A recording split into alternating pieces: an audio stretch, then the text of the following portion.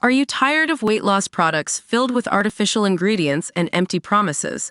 Discover the power of nature with Pure Revive, the ultimate solution for healthy weight loss.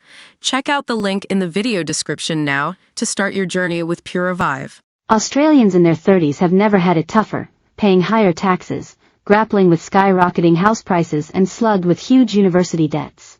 That's according to businessman and media personality Russell Howcroft, a regular panelist on the ABC's Gruen Transfer program, who weighed into the who had it worse generational debate in a viral video recently.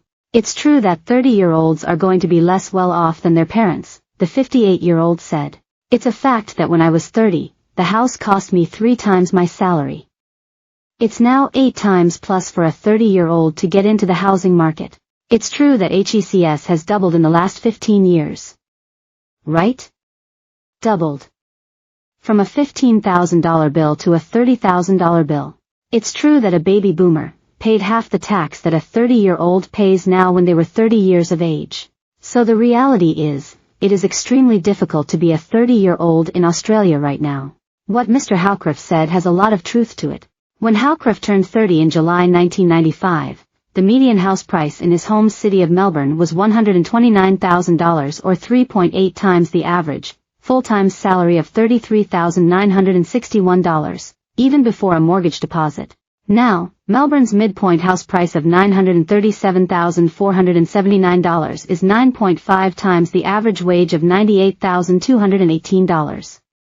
Sydney's median house price of $1.442 million is so dear a borrower would need to earn $221,840 to even qualify for a $1.154 million loan.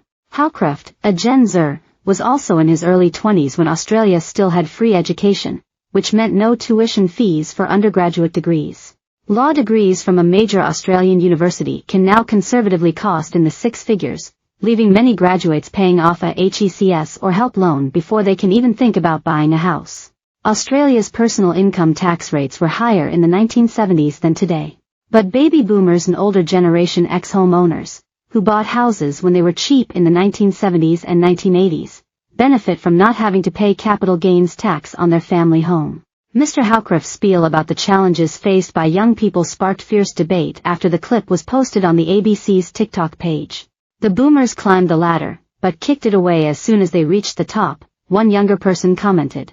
Everyone says it's difficult but no one's helping us, a second said.